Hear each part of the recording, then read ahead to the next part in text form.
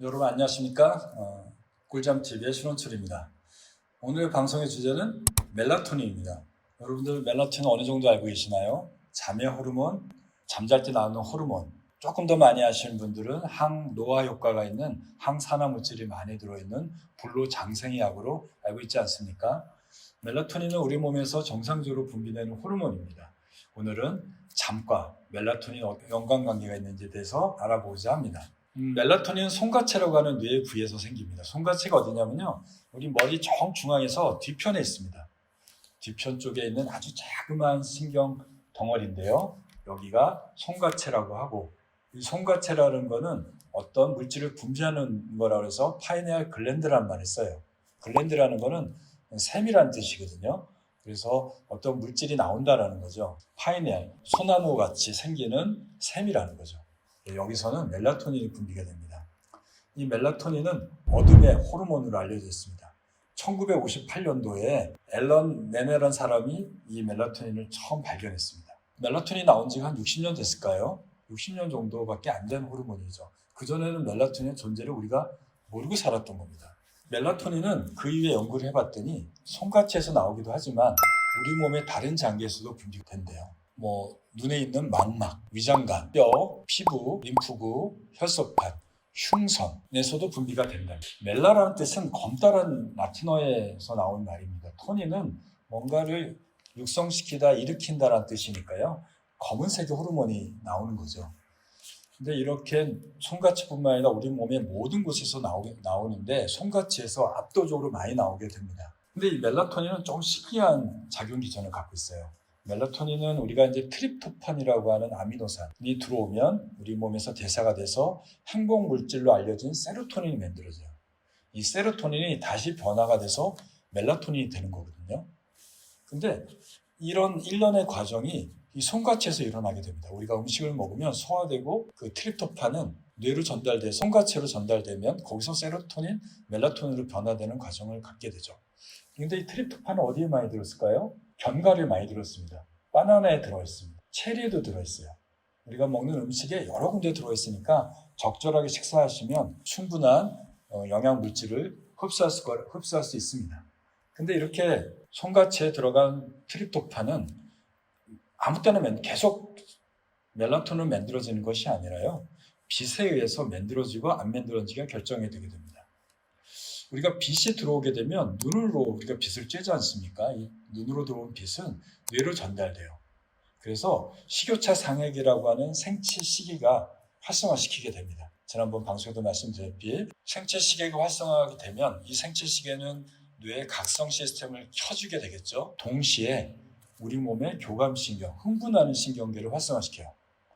당연히 깨어있으니까 몸이 긴장돼야 되고 적절한 긴장은 내가 활동하기 위해서 필요합니다. 깨어났는데 무기력하고 긴장도 하나도 없으면 어떻게 살아갈 수 있겠어요? 그래서 각성 시스템이 켜졌다는 얘기는 교감신경계가 항진됐다는 얘기하고 똑같은 얘기입니다.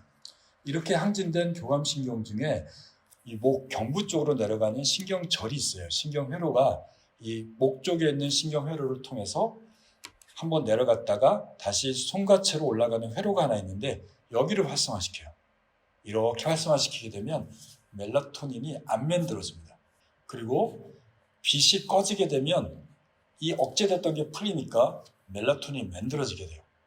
어떻게 보면 빛이 들어올 때는 댐에 물을 가두는 효과가 나타나는 거예요. 물을 차곡차곡 가둡니다. 그러니까 언제까지요? 빛이 계속 들어올 때까지. 낮에는 멜라토닌이 안 만들어지고 멜라토닌 전 단계까지 트립토판이 댐에 왕창 쌓이게 돼요. 빛이 지고 해가 지게 되면 트립토판에서 멜라토닌이 만들어지는 과정이 억제됐던 게 서서히 풀리게 됩니다. 즉 갇혔던 댐에 문이 조금씩 열리게 돼요. 그래서 잠자기 서너 시간 전부터 멜라토닌 농도를 측정해보면 조금씩 올라가는 걸 볼 수 있습니다. 그러다가 생체 시계가 잠자는 시계에 맞춰서 이제 꺼지기 시작되면 댐의 문이 다 열리게 됩니다. 그러면 멜라토닌이 왕창 분비가 되면서 우리는 잠에 빠지게 되는 거죠. 실제로 생체 리듬을 측정하기 위해서 우리가 병원에서 30분 단위로 멜라토닌 농도를 재는 방법이 있는데요. 그렇게 기울기가 갑자기 올라갈 때, 멜라토닌이 올라갈 때 일주일 리듬으로 자기의 리듬을 정하는 방법도 사용하게 됩니다. 그래서 트립토판이 세로토닌으로 만들어지고 세로토닌 다시 멜라토닌으로 만들어지게 되는데 빛이 들어오게 되면 트립토판에서 세로토닌으로 넘어가는 이 과정, 이 중간 과정이 차단되게 돼서 트립토판만 왕창 쌓이게 되는 상황이 만들어지게 됩니다. 멜라토닌은 우리 몸에 일단 흡수가 되면요. 우리 몸에서 만들어지게 되면 약 30분에서 50분 정도, 1시간 정도 내외가 되면 반으로 줍니다. 금방 처리가 되는 거죠. 내 몸에서 만드는 것도 1시간 지나면 없어지고요. 아니면 내가 음식이나 아니면 약으로 섭취하게 되면 1시간 지나면 반으로 줄어요. 한 2시간 지나면 거의 없어지게 되죠. 이 멜라토닌은 어디서 없어지냐면요. 간으로 대사돼서 없어지게 됩니다. 그러니까 간이 나쁘신 분들은 같은 용량을 먹어도 농도가 좀 세게 유지가 돼요. 처리가 안 되니까요.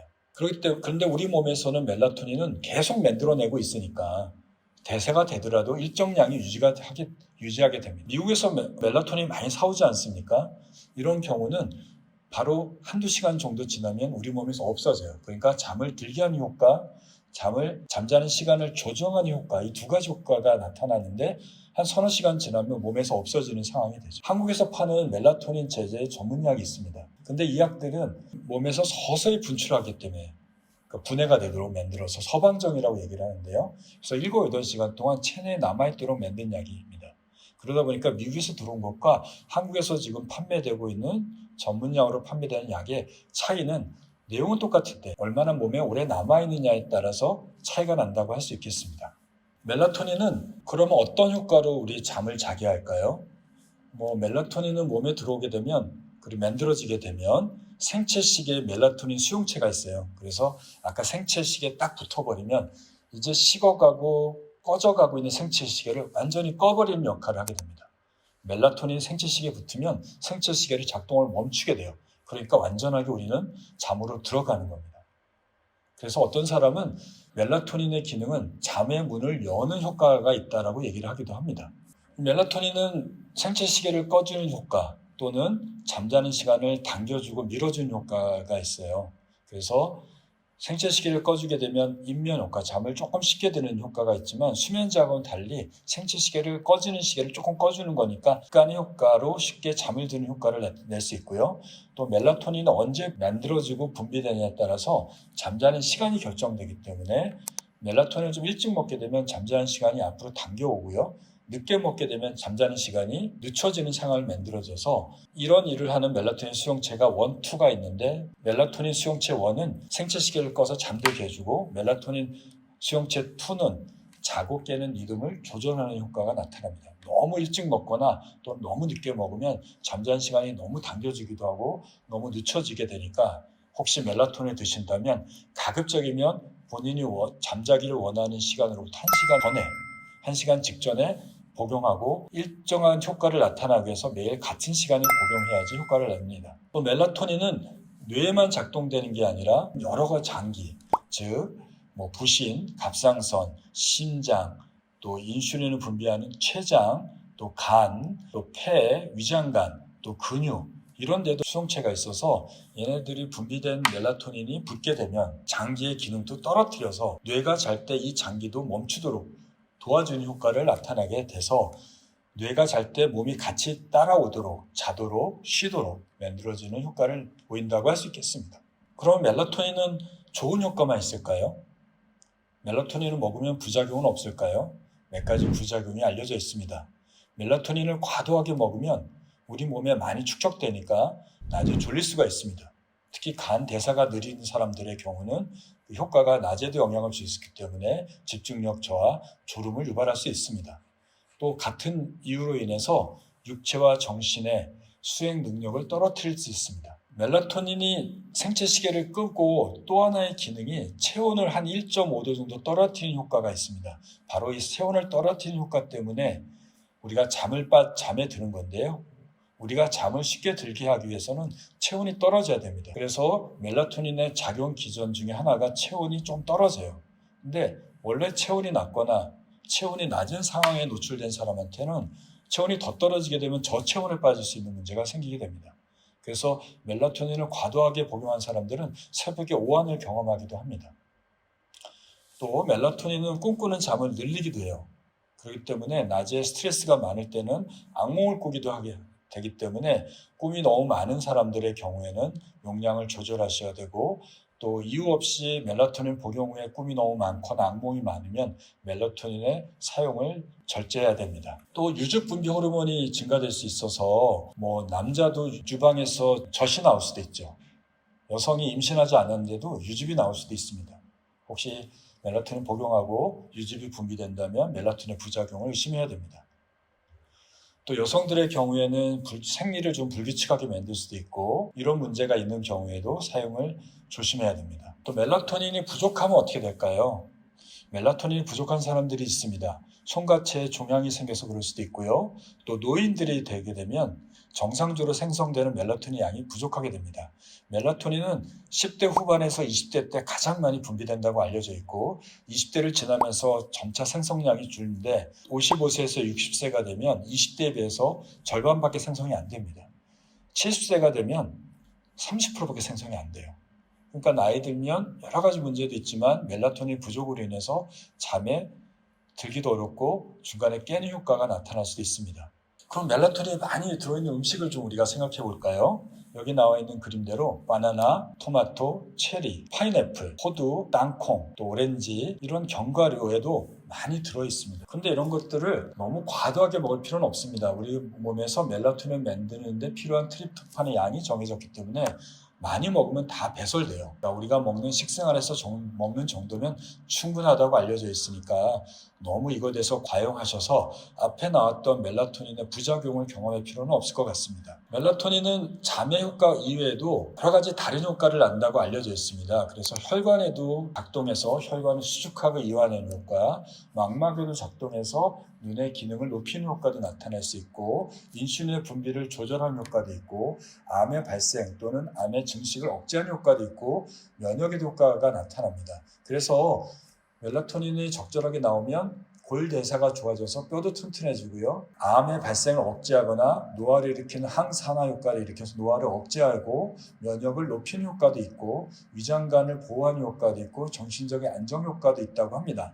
멜라토닌, 세로토닌 만들어서 멜라토닌 만들어지니까 멜라토닌 많이 만들어진 사람은 세로토닌도 많이 만들어지는 거죠. 그래서 심리적인 안정도 취할 수 있어서 과거에는 이런 면역의 기능 또는 노화 방지 효과가 있기 때문에 멜라토닌의 불로장생의 명약으로 알려져 있고, 제가 대학교 다닐 때인가요? 그때는 미국 여행하고 돌아오면 멜라토닌을 다들 사오셨어요. 불로장생의 약으로 선물해 줄. 요즘에는 그 정도, 물론 이런 효과들은 연구에서 계속 발견되고 있지만 그것들이 우리가 먹는다고 얼마나 효과 있는지에 대한 논란은 좀 있어서 너무 신뢰할 필요는 없고, 먹어서 나쁘진 않을 거라는 개념으로 건강기능식품, 보조식품으로 복용하시기 바랍니다. 멜라토닌은 나이가 들면서 점차 이게 변해요. 생성되는 양이. 생후 100일이 일어나는 3개월, 4개월 때까지는 멜라토닌 생성이 안 됩니다. 그 때문에 아이들이 밤낮이 없어요. 아무 때나 자고 깨는 거죠. 100일이 지나면 멜라토닌 분비가 시작이 됩니다. 그러다가 한 서너 살 정도 되고, 또 청소년 10대까지가 10대 후반, 20대 초반까지 최고로 올라가게 됩니다. 그래서 이때 아이들이 되게 잘 자요. 어떤 상황에서도 잡니다. 도저히 잘 수 없는 시끄러운 소리가 들어도 나도 잡니다. 그런데 20대가 넘어가면서 30대가 되면 이 멜라토닌 분비량이 쭉 줄어들게 되고, 아까 말씀드린 대로 55세에서 60세가 되면 젊었을 때에 비해서 반으로 줄고, 70세가 되면 3분의 1밖에 분비가 되지 않아요. 그래서 멜라토닌이 필요한 사람은 누구일까요? 나이 드신 분들입니다. 이분들이 멜라토닌 부족하니까 부족한 걸 보충하기 위해서 드시는 건 좋습니다. 그럼 젊은 사람들은 먹을 필요가 없을까요? 잠을 잘 자기 위해서 먹을 필요는 없는데요. 잠자는 시간을 내가 너무 늦게 자니까 좀 일찍 자고 싶어. 이럴 때는 한 일주일에서 한 열흘 정도를 내가 원하는 시간에 맞춰서 멜라토닌을 먹으면 내 몸에서 분비되는 건 늦게 분비되지만 먹는 게 일찍 들어갔기 때문에 우리 뇌와 몸이 반응을 해서 그 시간으로 잠자는 시간을 잘못 알고 잠자는 리듬이 설정하게 됩니다. 또 너무 일찍 자는 사람은 늦게 먹게 함으로써 잠을 늦출 수 있는 효과를 기대하게 됩니다. 이상으로 잠의 호르몬으로 알려진 멜라토닌에 대해서 알아봤습니다. 깨어있을 때는 분비되고, 이것들이 다시 생체 시계를 꺼버림으로써 우리가 잠들고 수면 중추를 활성화시키는 기능을 통해서 잠을 잘 자도록 유지하는 겁니다.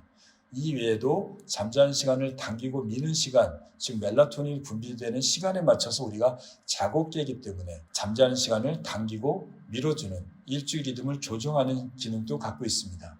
이러한 수면의 기능 외에도 우리 몸의 면역이나 노화 방지, 또 골 대사, 또 성적인 능력 이런 기능에도 영향을 줄 수 있는 굉장히 좋은 천연 물질이라고 할 수 있겠습니다.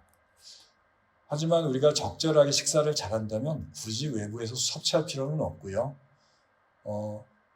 특히 노인들의 경우에는 워낙 부족하기 때문에 식사에서 보충할 수 없는 것들을 조금 보충해주면 잠에 도움이 될 수 있을 겁니다. 하지만 우리의 잠은 멜라토닌 하나만 갖고 잘 자고 못 자는 것이 아니라 우리의 일주일 리듬, 빛, 또 나의 활동 능력, 활동량, 또 스트레스 이런 거에서 다 결정되기 때문에 멜라토닌만 의지하지 마시고 본인의 자고 깨는 리듬을 규칙성을 잘 만드시고 깨어있을 때 활동량을 높이고 햇빛을 많이 쬐고 자기 전에는 한두 시간부터 뇌를 식힐 수 있는 긴장을 풀고 명상하고 빛을 차단하는 활동을 하셔야 될 거라고 생각이 듭니다. 이상 멜라토닌에 대해서 알아봤습니다. 감사합니다.